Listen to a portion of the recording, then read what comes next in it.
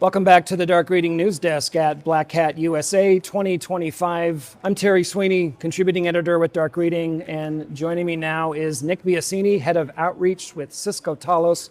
Nick, thank you so much for doing the Dark Reading News Desk today. Absolutely. Thank you for having me. Start us off with some discussion of the evidence that Cisco Talos is seeing that proves just the prominent threat of these identity-based attacks. I don't think anyone's doubting you, but it would be really curious to understand the data that's behind that.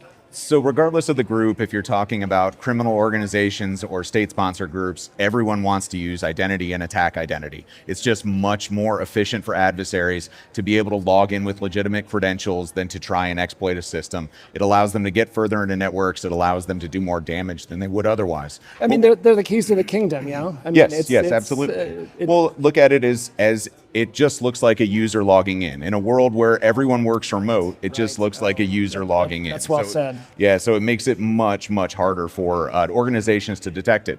But we're seeing not just the ways that they're going about gathering credentials continues to grow and expand.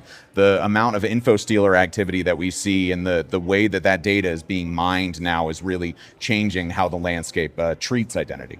Is info stealing like the big vector here?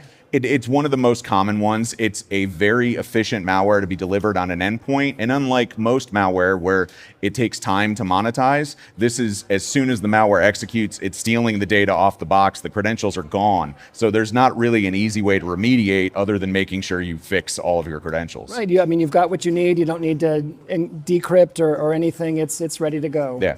Wow. Okay. Talk about some of the common ways that you're seeing attackers bypass multi-factor authentication and some of the other protections that are in place.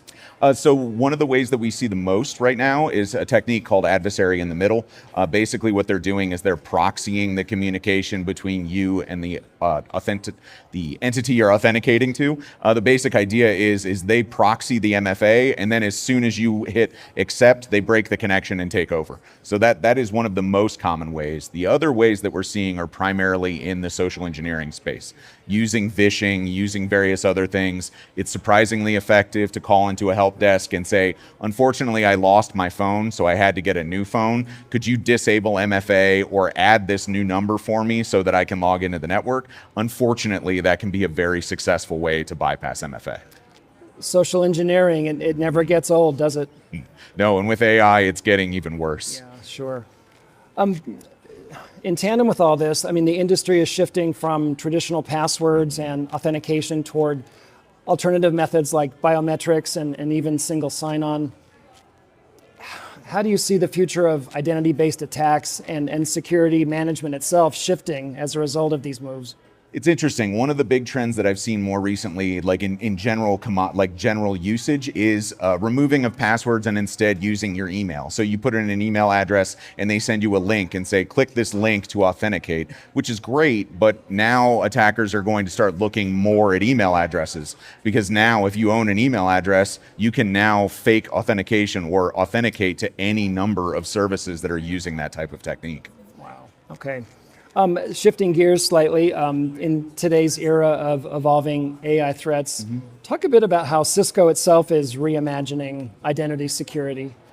Well, it really needs to be a full scope identity and access solution, something that addresses end-to-end phishing. You really need something that addresses the full spectrum, because now authentication isn't as simple as a username and password. You have MFA involved. You have various data control points that you can try and exploit. There's even some really interesting stuff that we're doing now related to proximity, where we're using low power Bluetooth to detect if your phone is, say, in proximity to the device you're authenticating with.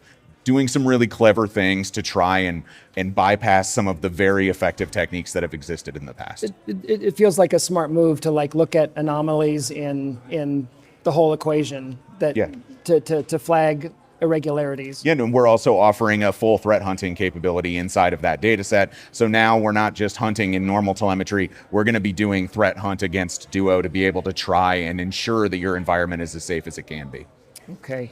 Nick, take us out with some tips around how organizations can proactively defend themselves against the kinds of attacks we've been talking about. MFA is really the biggest answer. Make sure you have MFA. Make sure you educate your users. Make sure you educate your help desk. Make sure they understand what normal looks like, what abnormal looks like, and they have a way to report it. Right. Well, some great new insights and perspective around identity and access. Nick, thanks so much for joining us on the Dark Reading News Desk. Thank you for having me. We've been talking with Nick Biasini of Cisco Talos. This has been Terry Sweeney for the Dark Reading News Desk. Thanks for joining us for this segment. We'll see you next time.